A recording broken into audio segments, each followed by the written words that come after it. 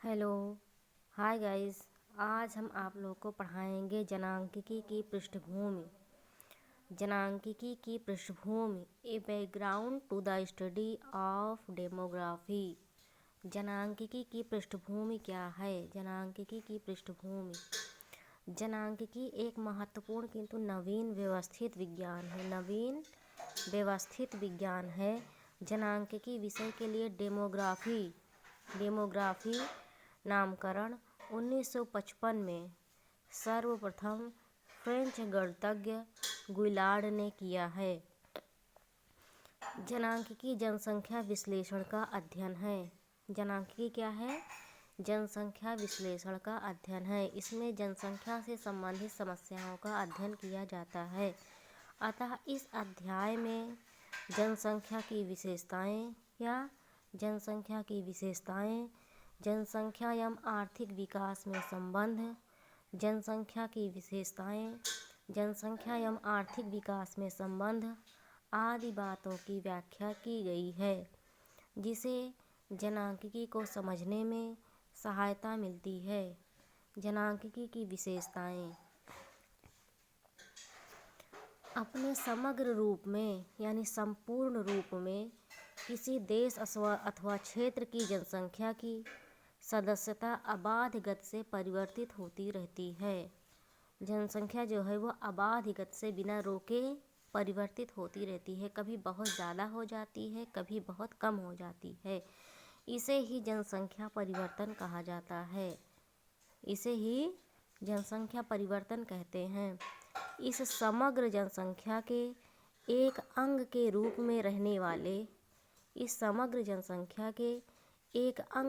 में रहने वाले कुछ व्यक्ति प्रतिवर्ष मृत्यु को प्राप्त होते हैं। कुछ पैदा होते हैं, कुछ मर जाते हैं तथा कुछ व्यक्तियों का जन्म होता है।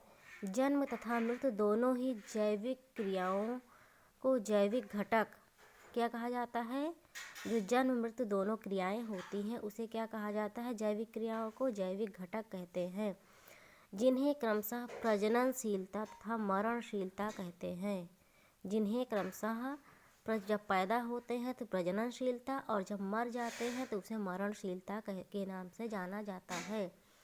जन्म एवं मृत्यु के मध्य संपन्न होने वाली जन्म एवं मृत्यु, जब जन्म होता है और जब मृत्यु होती है, दोनों के मध्य संपन्न होने वाली, जब जन्म होता है और जब मृत्यु होती है, दोनों के मध्य संपन्न होने वाली क्रियाओं को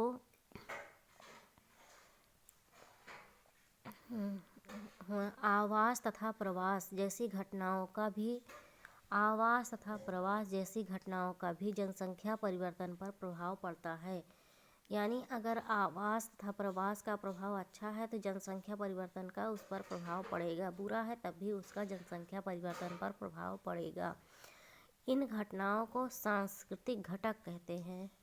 इन घटनाओं को क्या कहते हैं? सांस्कृतिक घटक कहते हैं, जिन्हें सम्मिलित रूप में प्रवसन कहा जाता है। प्रवसन यानी प्रवास कहा जाता है।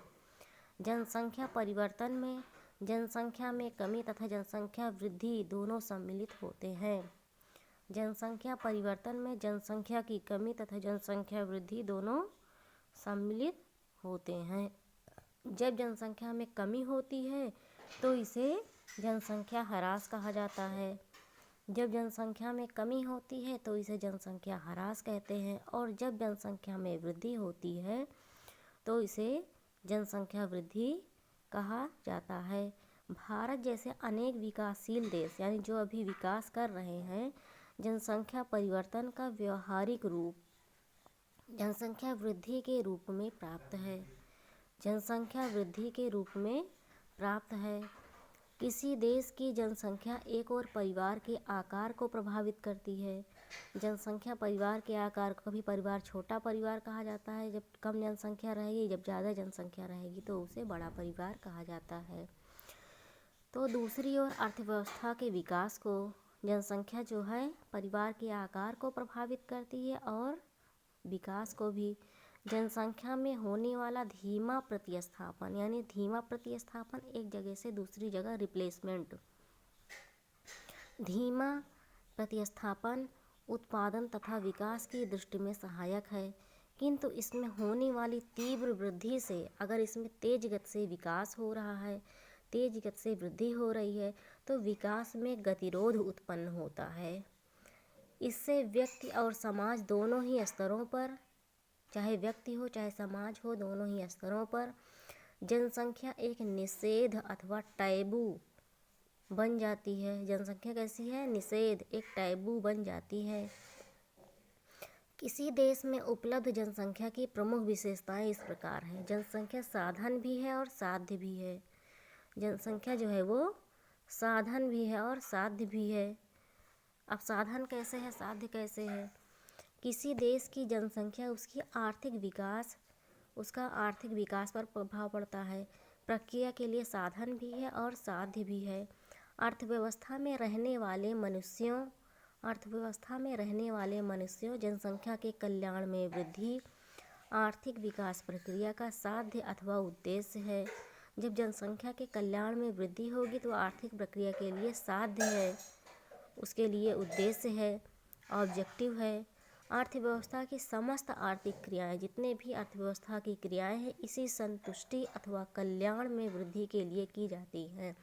यानी कि जिससे मनुष्य को अधिक से अधिक संतुष्टि मिले, मनुष्य का अधिक से अधिक कल्याण हो, वेलफेयर हो, इसके लिए की जाती हैं। इस संदर्भ में जनसंख्या साधन के रूप में कार्य करती है। जनसंख्या क्या है? वो एक साधन के रूप में कार्य करती है। यही वो माध्यम है जिसके द्वारा आर्थिक विकास की क्रिया अथवा प्रक्रिया संपन्न होती है। जिसके द्वारा आर्थिक विकास की क्रिया और प्रक्रिया संपन्न होती है। ये विकास प्रक्रिया में श्रम के रूप में कार्य करती है। ये विकास प्रक्रिया में श्रम के रूप में कार्य करती है। कौन? जनसंख्या। प्रोफेसर आर्थर लुईस के अनुसार विकास मानव प्रयास मनुष्य का श्रम का परिणाम है। विकास मानव प्रयास मनुष्य के श्रम का परिणाम है। जनसंख्या श्रम पूर्ति का स्रोत। अब अगला है जनसंख्या श्रम पूर्ति का स्रोत। जनसंख्या श्रम पूर्ति का महत्वपूर्ण स्रोत है। यह उत्पादन का एक महत्वपूर्ण उपादान, कौन है? श्रम। उत्पादन के एक महत्वपूर्ण उपादान के रूप में यह है जनसंख्या, तथा आर्थिक विकास का गतिशील साधन है। जनसंख्या क्या है? आर्थिक विकास का गतिशील साधन है। जनसंख्या के द्वारा आर्थिक विकास होता है, गतिशील साधन है। पूंजी के साथ श्रम की क्रिया प्रतिक्रिया, यानी पूंजी अगर है, श्रम नहीं है तो काम नहीं होगा। श्रम अगर है, पूंजी नहीं तो भी काम नहीं होगा। तो क्रिया प्रतिक्रिया द्वारा ही अर्थव्यवस्था में समस्त धन अथवा आय उत्पन्न होता है। जनसंख्या के द्वारा समस्त धन तथा आय उत्पन्न होता है। यह प्राकृतिक साधनों के आकार तथा उसके गुण को प्रभावित करता है। किसका? प्राकृतिक साधनों का आकार कैसा है, उसका गुण कैसा है। और जैसे पेड़ पौधों द्वारा तमाम सामग्रियाँ बनाई जाती हैं, पेड़ पौधों से ही हमें जीवन मिलता है, ऑक्सीजन मिलती है, तो उसके आकार तथा गुण को प्रभावित करता है। और पूंजी निर्माण क्रिया द्वारा समाज में पूंजी निर्माण प्रक्रिया, जब हमारे पास पूंजी रहेगी तो तकनीकी परिवर्तन होगा तथा नव प्रवर्तन या नई खोज होगी। इसके लिए गति का निर्धारण करता है। इस तरह किसी देश की श्रम शक्ति अथवा मानव शक्ति अर्थव्यवस्था के विकास में महत्वपूर्ण योगदान करती है। अर्थव्यवस्था के विकास में महत्वपूर्ण योगदान करती है। जनसंख्या उपभोक्ता भी उत्पादक भी। जनसंख्या जो है वो उपभोक्ता भी है हमारे लिए और उत्पादक भी है। किसी देश की जनसंख्या उपभोक्ता भी है और उत्पादक भी है। किसी देश की जनसंख्या जो है वो उपभोक्ता भी है और उत्पादक भी है हमारे लिए। यह उत्पादन में श्रम के रूप में अपना योगदान करती है। उत्पादक के रूप में या उत्पादन में श्रम के रूप में योगदान करती है। आर्थिक विकास के लिए उत्पादन आवश्यक है। जब हमें आर्थिक विकास करना है हमें, तो उसके लिए श्रम आवश्यक है। श्रम आवश्यक है। इसी देश की उपभोक्ता भी है, उत्पादक भी है। यह उत्पादन में श्रम के रूप में अपना योगदान करती है। आर्थिक विकास के लिए उत्पादन आवश्यक है। उत्पादन नहीं होगा तो हम उपभोग कैसे करेंगे। और उत्पादन कार्य के लिए श्रम। जब उत्पादन कैसे होगा, बिना श्रम के उत्पादन नहीं होगा। मशीनों को चलाने के लिए भी श्रमिक की आवश्यकता पड़ती है। मनुष्य जो है वो अपने श्रम का प्रयोग त्याग के रूप में करता है। किसके रूप में करता है? त्याग के रूप में अपने श्रम को त्याग करता है। वह एक साथ 4 प्रकार का त्याग करता है। शारीरिक आराम का त्याग। कैसे 4 प्रकार का त्याग? शारीरिक आराम का त्याग, मानसिक आराम का त्याग यानी दिमाग को आराम जो उसको मिलता है उसका त्याग करता है। प्रत्यक्ष उपभोग की संभावना का त्याग। प्रत्यक्ष उपभोग की संभावना का त्याग यानी डायरेक्ट जो उपभोग किया जा रहा है उसकी संभावना, जैसे पेड़ से तख्त बनाया जाता है, पेड़ से तमाम सामग्री बनाई जाती है, डायरेक्ट उपभोग ना करके या जलावन की लकड़ी के रूप में प्रयोग ना करके बड़ी बड़ी कारखानों में और अन्य चीज़ें बनाई जाती हैं। तो प्रत्यक्ष उपभोग की संभावना का त्याग। निश्चितता की भावना का त्याग। निश्चितता की भावना का त्याग करता है। इन्हें क्रमशः श्रम, संगठन, पूंजी तथा साहस। इन्हें क्रमशः श्रम, संगठन, पूंजी तथा साहस अथवा उद्यम कहते हैं। क्या कहा जाता है? श्रम, संगठन, पूंजी, साहस अथवा उद्यम कहते हैं। संगठन व साहस भी एक तरह से श्रम ही है। संगठन और साहस जो है वो भी एक तरह से श्रम ही है। अतः उत्पादन व आय वृद्धि, उत्पादन करने के लिए, आय में वृद्धि करने के लिए अथवा आर्थिक समृद्धि के लिए यानी आर्थिक विकास के लिए श्रम तथा पूंजी को महत्वपूर्ण घटक स्वीकार किया जाता है। श्रम तथा पूंजी को महत्वपूर्ण घटक स्वीकार किया जाता है। श्रम और पूंजी को आर्थिक विकास के लिए उत्पादन आवश्यक है। हम अगर अपना आर्थिक विकास करना चाहते हैं तो उत्पादन उसके लिए आवश्यक है। तो उत्पादन के लिए उपभोग भी आवश्यक है। उत्पादन करेंगे, उसका उपभोग नहीं करेंगे तो भी बेकार है। उपभोग उत्पादन का आदि, आरंभ और अंत है। उपभोग जो है वो उत्पादन हुआ है तो उसका उपभोग होना निश्चित है, आदि और अंत है। उपभोग से उत्पादन होता है, उपभोग करने के लिए उत्पादन होता है, उत्पादन जो होता है उपभोग करने के लिए होता है। ये दोनों एक दूसरे के निर्भर हैं। अतः इस अर्थ में उपभोग की मांग जो होती है उत्पादन एवं आय के लिए प्रेरणा देती है।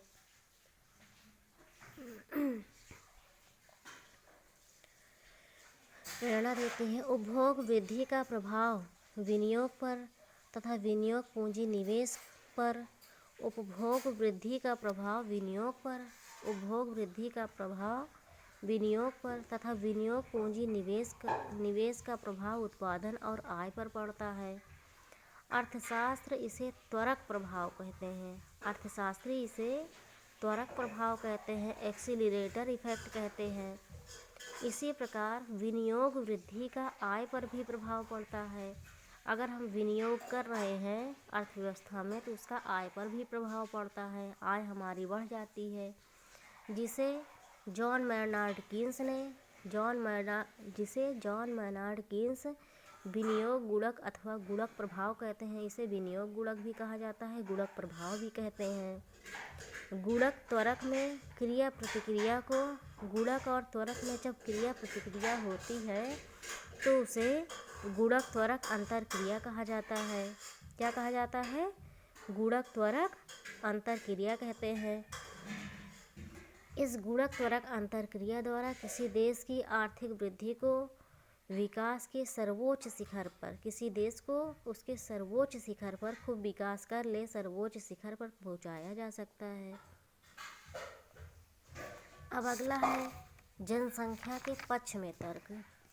जनसंख्या के पक्ष में तर्क यानी हमें जनसंख्या किस तरीके से लाभदायक है।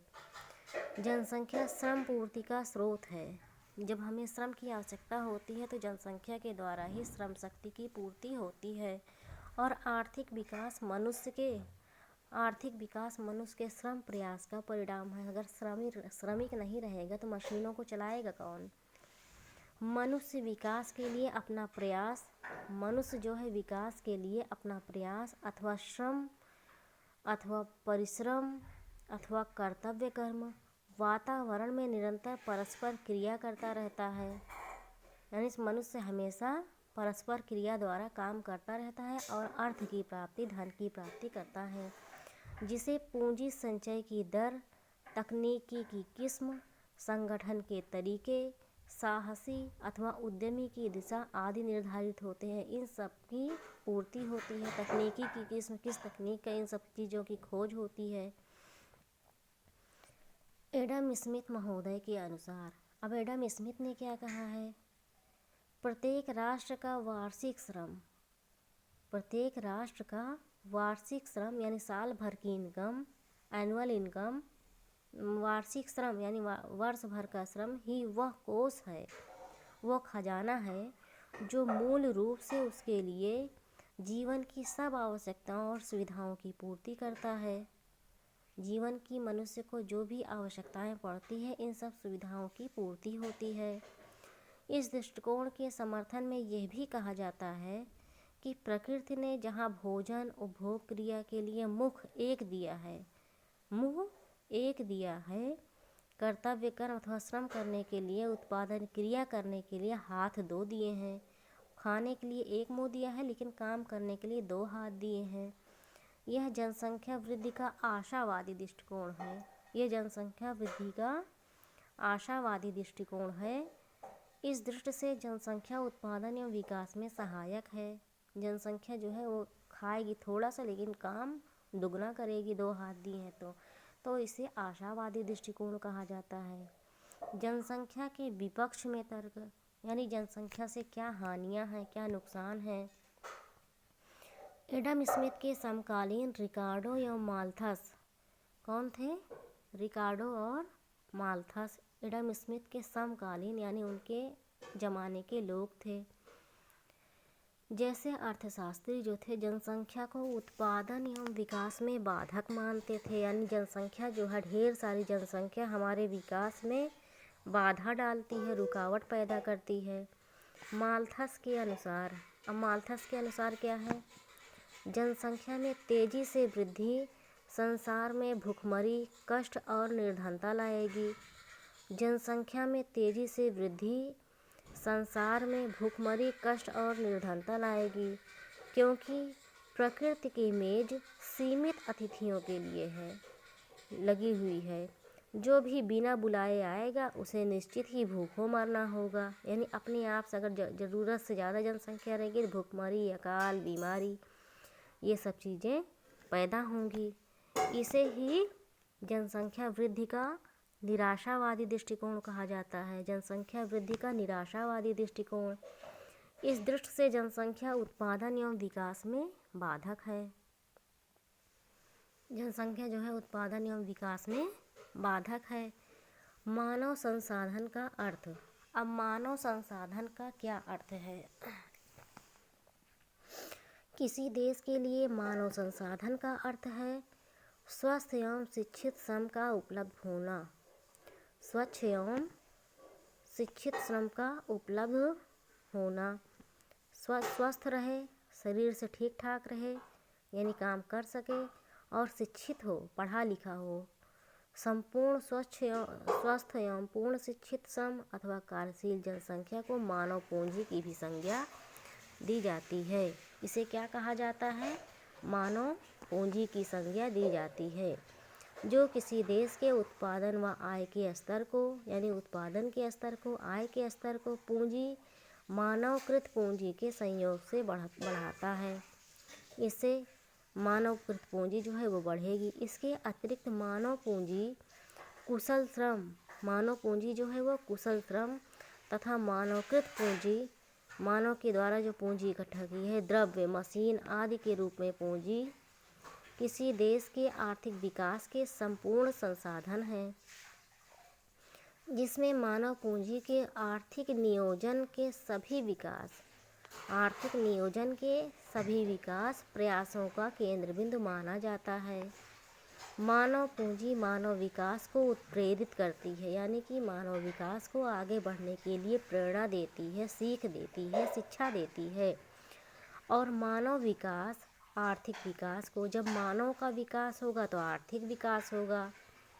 अतः ये भी कहा जा सकता है कि केवल शिक्षित और स्वस्थ मनुष्य ही, पढ़ा लिखा मनुष्य हो, स्वस्थ मनुष्य हो, कोई बीमारी ना हो, आर्थिक समृद्धि व विकास में यथार्थ योगदान कर सकते हैं, आर्थिक विकास में योगदान कर सकते हैं। इससे मानव कल्याण को बढ़ावा मिलता है, मनुष्य का कल्याण होता है, मनुष्य का विकास होता है। सारांश ये है कि मानव संसाधन के अंतर्गत केवल जनसंख्या के आकार की चर्चा करना ही पर्याप्त उपयुक्त नहीं है। केवल जनसंख्या के आकार की ही चर्चा करें हम, यह उपयुक्त नहीं है, बल्कि जनसंख्या की वृद्धि दर, जनघनत्व, जनसंख्या की वृद्धि दर क्या है, कम है या ज़्यादा है, जनसंख्या का घनत्व कम है या ज़्यादा है, स्त्री पुरुष अनुपात कम है या ज़्यादा है, साक्षरता प्रतिशत कम है या ज़्यादा है, आयु संरचना किस आयु के लोग ज़्यादा हैं, किस आयु के लोग कम हैं, यानी कि शैशवावस्था वृद्धावस्था की संख्या अगर ज़्यादा होगी तो विकास कम होगा, अगर युवावस्था की संख्या ज़्यादा है तो विकास अधिक होगा, क्योंकि युवा ज़्यादा मेहनत करेंगे। जीवन प्रत्याशा, जनसंख्या का व्यावसायिक वितरण, शिक्षा, प्रशिक्षण, कौशल निर्माण, प्रबंधन, संगठन, साहसिक योग्यता, उद्यमी प्रवृत्ति आदि का अध्ययन भी सम्मिलित किया जाता है। ये सब मानव संसाधन का अर्थ के रूप में सम्मिलित किए जाते हैं। आर्थिक विकास में मानव संसाधनों की भूमिका अथवा आर्थिक विकास में वृद्धिशील जनसंख्या की भूमिका। किसी देश के आर्थिक विकास में जनसंख्या अथवा मानव संसाधनों की महत्वपूर्ण भूमिका होती है। आर्थिक विकास में जनसंख्या की और मानव संसाधन की महत्वपूर्ण भूमिका होती है। किसी देश के आर्थिक विकास में, यानी जनसंख्या जब अच्छी रहेगी, कुशल रहेगी, देश का अधिक तेज़ी से विकास होगा। यह देश के औद्योगिक तथा आर्थिक विकास का आधार है। प्रशिक्षित एवं विकास के प्रति जिसमें लगन है, आशा है, उसे ही क्या कहते हैं, श्रम शक्ति अथवा श्रम करने वाली जनशक्ति से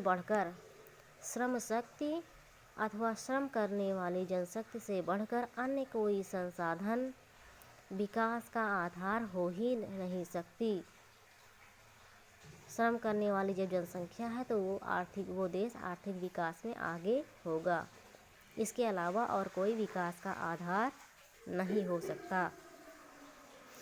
अतः किसी देश के समग्र विकास में, यानी संपूर्ण विकास में, किसी देश के मनुष्य, प्राकृतिक संसाधन व वातावरण का उपयोग, मनुष्य जो है प्राकृतिक संसाधन, जो प्रकृति ने हमें संसाधन दिए हैं, और वातावरण कैसा है, कहाँ ठंडी है, कहाँ गर्मी है, कहाँ पहाड़ है, कहाँ रेगिस्तान है, का उपयोग करते हुए पूंजी व प्रौद्योगिकी के प्रयोग द्वारा, पूंजी के पैसे के प्रयोग द्वारा, नई नई टेक्नोलॉजी के द्वारा, प्रौद्योगिकी के प्रयोग द्वारा इन भौतिक संसाधनों को दिशा एवं गति प्रदान करता है। इनमें मानव संसाधन सजीव साधन है, मानव जो है वो सजीव है, और वातावरण, पूंजी, प्रौद्योगिकी आदि प्राकृतिक व भौतिक संसाधन सजीव साधन के सहयोग के लिए हैं। इस तरह अब आगे हम आप लोग को चित्र दिखाते हैं। चित्र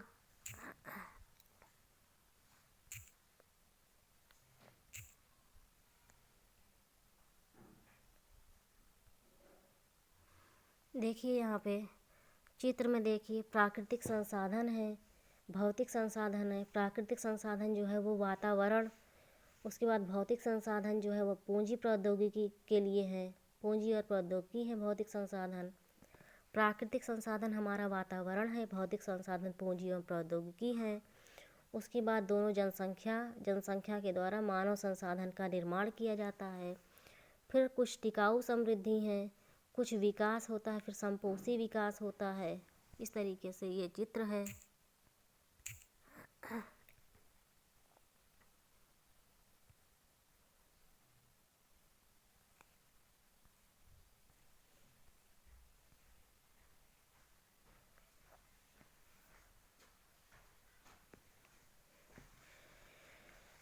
प्रोफेसर रिचर्ड गिल के अनुसार आर्थिक विकास एवं यंत्रीकृत प्रक्रिया के साथ साथ प्रोफेसर रिचर्ड गिल के अनुसार आर्थिक विकास एवं यंत्रीकृत प्रक्रिया के साथ साथ मानवीय उपक्रम भी है। यंत्रीकृत प्रक्रिया के साथ साथ आर्थिक विकास एक मानवीय उपक्रम भी है।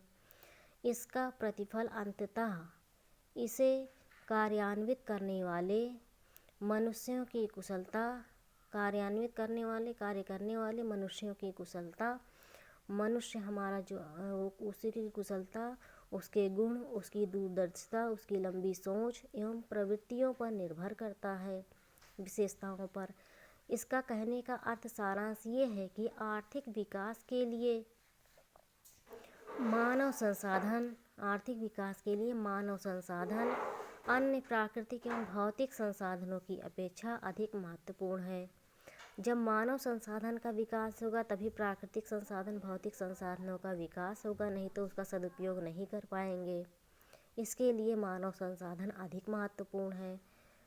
आज आर्थिक विकास के नए नए संसाधनों की खोज, विशालकाय फैक्ट्रियों, गगनचुंबी इमारतों का निर्माण, पर्वतों का वक्षछेदन, सागर व अंतरिक्ष विजय, वेगवती नदियों के जल को नियंत्रित करने वाले बांध के गर्भ से निकाली गई विशाल खनिज संपदा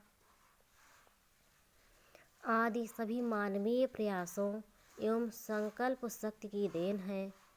जनसंख्या का यह क्या है? विस्तारक प्रभाव है, यानी जनसंख्या को यह विस्तारक प्रभाव है।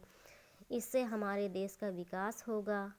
अतः लोगों की संख्या है, जनसंख्या में वृद्धि श्रम साधनों में वृद्धि लाती है, जिससे अन्य उत्पादन साधनों के सहयोग से अर्थव्यवस्था के समग्र उत्पादन एवं आय में वृद्धि होती है। अर्थव्यवस्था में विकास होता है, आर्थिक विकास होता है। दूसरी ओर लोगों की संख्या में वृद्धि आश्रित बाल एवं वृद्ध वर्ग तथा स्वतंत्र साधन श्रमिक वर्ग के उपभोग व्यय में वृद्धि लाती है। जब अधिक विकास होगा तो उपभोग भी अधिक करेंगे, जिससे लोगों द्वारा की जाने वाली समग्र वास्तविक बचत अधिक करते हैं, अतः समग्र पूंजी की कमी प्राप्त होती है, जो समग्र उत्पादन एवं आय वृद्धि की गति में कमी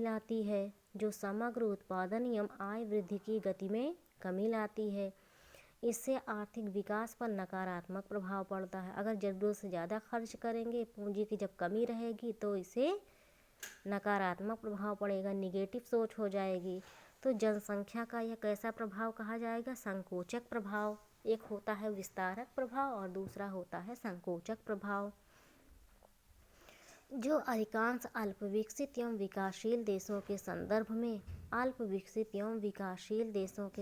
में प्रभावी है, प्रभाव अपना डालेगा। इस तरह किसी भी अर्थव्यवस्था पर जनसंख्या अथवा मानव संसाधन वहाँ के साधनों पर दोहरे ढंग से प्रभाव डालते हैं।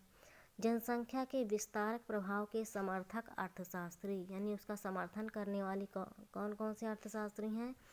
Adam Smith, Hansen, Arthur Lewis, Colin Clark, Penrose, ये सब कौन हैं? जनसंख्या के समर्थक अर्थशास्त्री हैं, समर्थन करते हैं विस्तारक प्रभाव के लिए, यानी कि जनसंख्या के द्वारा विस्तार होगा, देश का विकास होगा। और जनसंख्या के संकोचक प्रभाव के समर्थक अर्थशास्त्री माल्थस, सिंगर,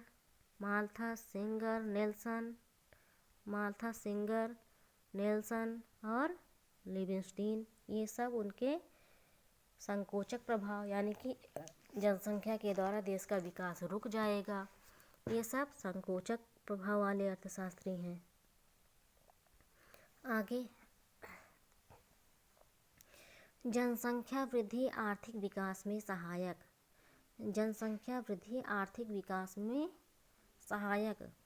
जनसंख्या श्रम पूर्ति का स्रोत एवं आर्थिक विकास में सहायक है। जनसंख्या जो है वो श्रम पूर्ति का स्रोत एवं आर्थिक विकास में सहायक है। इस विचारधारा के समर्थक अर्थशास्त्री कौन कौन से हैं? Adam Smith, Hansen, Colin Clark, Penrose, Hirschman, Bushkin, Alfred Bonne. कौन है? Adam Smith, Hansen, Arthur Lewis, Colin Clark, Hirschman, Penrose, Hirschman, Bushkin, Alfred Bonne आदि। ये सब कौन है? जनसंख्या वृद्धि आर्थिक विकास में सहायक है, यानी जनसंख्या को बढ़ावा देने के समर्थक अर्थशास्त्री हैं। जनसंख्या से फ़ायदा है। जनसंख्या वृद्धि आर्थिक विकास को प्रोत्साहित करती, यानी आगे बढ़ने के लिए। इस संबंध में निम्न तर्क प्रस्तुत किए जा सकते हैं। तर्क कौन कौन सा है? आर्थिक विकास की पूर्व शर्त। आर्थिक विकास की पूर्व शर्त नंबर 1,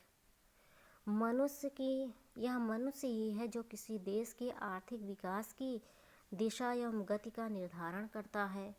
मनुष्य ही ऐसा प्राणी है जो किसी देश के आर्थिक विकास के लिए दिशा एवं गति का निर्धारण करता है। मनुष्य ही उपभोक्ता है, उत्पादक है। समस्त आर्थिक क्रियाओं का सूत्रधार, जितनी भी आर्थिक क्रियाएं हो रही हैं उसका सूत्रधार मनुष्य ही है। जनशक्ति अथवा जनसंख्या के बिना, जनशक्ति यानी मानव शक्ति एवं जनसंख्या के बिना आर्थिक विकास व्यर्थ है। आर्थिक विकास जो है वो व्यर्थ है। प्रोफेसर हैंसन के अनुसार जनसंख्या वृद्धि आर्थिक विकास की पूर्व शर्त है। प्रोफेसर हैंसन के अनुसार जनसंख्या वृद्धि जो है आर्थिक विकास की पूर्व शर्त है, यानी जनसंख्या के द्वारा ही आर्थिक विकास किया जा सकता है। आर्थर लुइस के अनुसार विकास मानव प्रयासों उपायों का प्रतिफल है। जब मानव का विकास किया जाएगा, उसका प्रयास किया जाएगा, तभी उसको अच्छा परिणाम मिलेगा। श्रम शक्ति आपूर्ति का स्रोत नंबर 2, श्रम शक्ति आपूर्ति का स्रोत। श्रम शक्ति आपूर्ति का स्रोत। आर्थिक विकास प्रक्रिया में श्रम एक प्रावैगिक यानी गतिशील, गत्यात्मक, डायनेमिक साधन है। शेष सभी साधन स्थैतिक, स्थिर प्रकृति के हैं। शेष सभी साधन जो हैं वो स्थैतिक प्रकृति के हैं, स्थिर प्रकृति के हैं। साइमन कुजनेट्स के अनुसार अन्य बातें समान रहने पर जनसंख्या की प्रत्येक वृद्धि, जनसंख्या की जो है जितनी भी वृद्धि की जा रही है, श्रम शक्ति को बढ़ाती है। किसी देश की कार्यकारी श्रम शक्ति विकास का सबसे महत्वपूर्ण एवं सक्रिय घटक है। किसी देश की श्रम शक्ति विकास का सबसे महत्वपूर्ण और सक्रिय घटक है, एक्टिव है। जनसंख्या की वृद्धि होगी तभी देश का विकास होगा, क्योंकि एक मुंह और दो हाथ लेकर आती है। और इस श्रम शक्ति की आपूर्ति का स्रोत जनसंख्या है। श्रम शक्ति की आपूर्ति का स्रोत जो है वो क्या है? जनसंख्या है। बाजारों का विस्तार नंबर 3, बाजारों का विस्तार। किसी देश में जनसंख्या वृद्धि होने से श्रम शक्ति की आपूर्ति होती है। जब जनसंख्या अधिक रहेगी तो श्रम शक्ति जितनी रहेगी, मानव शक्ति, उसकी पूर्ति होती रहेगी। इस दृष्टि से श्रम उत्पादक है, किंतु जनसंख्या वृद्धि से उपभोग भी बढ़ जाता है, खाने उपभोग भी अधिक होता है। उपभोग मांग को पूरा करने के लिए नए नए उद्योगों को प्रोत्साहन मिलता है, जिससे उपभोक्ता वस्तुओं के बाजार विस्तृत हो जाते हैं। इस तरह बाजारों का विस्तार होगा तो बचतों में वृद्धि, पूंजी निवेश में वृद्धि, उत्पादन के ढांचे में विविधता, भिन्न भिन्न प्रकार के उत्पादन किए जाने लगेंगे, नए उद्योगों को बढ़ावा मिलेगा, रोजगार के अवसर में वृद्धि होगी, लोगों की आय में वृद्धि होगी, अतिरिक्त मांग में वृद्धि होगी, उत्पादन व आय में वृद्धि होगी, फिर आर्थिक समृद्धि होगी, यानी देश का तेज गति से विकास होगा। ठीक, चित्र हो गया। अब उत्पादन में वृद्धि यानी जब उत्पादन में वृद्धि होगी, नंबर 4, किसी देश की जनसंख्या वृद्धि 1% वार्षिक या इससे कम है, जो जनसंख्या में या धीमा प्रतिस्थापन उत्पादन या विकास की दृष्टि से सहायक है। किंतु यदि यह प्रतिस्थापन वार्षिक 2% या इससे अधिक है तो यह जनसंख्या में यह तीव्र वृद्धि उत्पादन एवं विकास दृष्टि से बाधक है। यानी जनसंख्या अगर 1% की दृष्टि से बढ़ रही है तो ये लाभदायक है, अगर 2% या इससे तेज गति से बढ़ रही है तो ये हानिकारक है। अतः कहा जा सकता है कि यदि जनसंख्या का आकार देश में उपलब्ध पूंजी व भूमि की तुलना में छोटा है, भूमि की तुलना में जनसंख्या कम है, तो जनसंख्या में होने वाली वृद्धि गहन श्रम विभाजन और विशिष्टीकरण को बढ़ावा देकर श्रम की उत्पादकता में वृद्धि कर देती है। तब लाभदायक है। अगर भूमि बड़ी है तो जनसंख्या को जितनी तेज गति से बढ़ाया जाए और उसका निर्माण किया जाए, मानव पूंजी निर्माण, तो ये लाभदायक है। डॉक्टर ब्राइट सिंह के अनुसार, अब ब्राइट सिंह ने क्या कहा है, जनसंख्या वृद्धि गहन श्रम विभाजन तथा व्यापक विशिष्टीकरण को जन्म देती है, पैमाने की बचतों को संभव बनाती है, जिससे तकनीकी प्रगति, टेक्नोलॉजी में ग्रोथ होता है, विकास होता है और संगठनात्मक सुधारों को बढ़ावा मिलता है। नंबर 5 है मानव पूंजी निर्माण में सहायक। जनसंख्या वृद्धि के फलस्वरूप अगर जनसंख्या बढ़ रही है, उपलब्ध अतिरिक्त श्रम शक्ति जो है, जनसंख्या वृद्धि के फलस्वरूप उपलब्ध अतिरिक्त श्रम शक्ति पूंजी निर्माण का एक सुलभ साधन माना जाता है। उपलब्ध अतिरिक्त श्रम शक्ति पूंजी निर्माण का एक सुलभ साधन माना जाता है। आर्थर लुईस तथा रैगनर नर्क्स भी इसी के समर्थक हैं। मानव पूंजी निर्माण में सहायक। जनसंख्या वृद्धि के फलस्वरूप जब जनसंख्या बढ़ रही है, अतिरिक्त श्रम शक्ति पूंजी निर्माण का एक सुलभ साधन माना जाता है। पूंजी निर्माण, जब श्रम शक्ति में वृद्धि होगी तो पूंजी निर्माण होगा, एक सुलभ साधन माना जाता है। तो आर्थर लुईस तथा रैगनर नर्क्स भी इसी मत के हैं। अब आगे रैगनर नर्क्स के अनुसार अतिरिक्त श्रम शक्ति एक तरह की अदृश्य बचत है और इन अदृश्य संभाव्य बचतों को पूंजी निर्माण के लिए प्रयोग किया जा सकता है। जनसंख्या को जो अदृश्य बचत है, किसी देश में भौतिक पूंजी का निर्माण मानव पूंजी के निर्माण पर निर्भर है। किसी देश में भौतिक पूंजी का निर्माण मानव पूंजी के निर्माण पर निर्भर है और मानव पूंजी का निर्माण जो है प्रशिक्षित एवं कुशल श्रम शक्ति पर निर्भर है।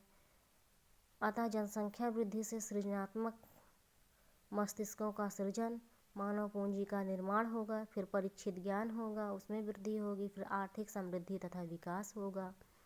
जनसंख्या वृद्धि होगी, फिर सृजनात्मक मस्तिष्कों का निर्माण पढ़ लिख करके, फिर उसके बाद मानव पूंजी का निर्माण होगा, फिर परीक्षित ज्ञान में वृद्धि होगी, फिर आर्थिक समृद्धि तथा विकास होगा। आज के लिए बस इतना ही। अब कल हम आप लोग को पढ़ाएंगे जनसंख्या वृद्धि आर्थिक विकास में बाधक है या गतिरोधक है। जनसंख्या वृद्धि आर्थिक विकास में बाधक है या गतिरोधक है।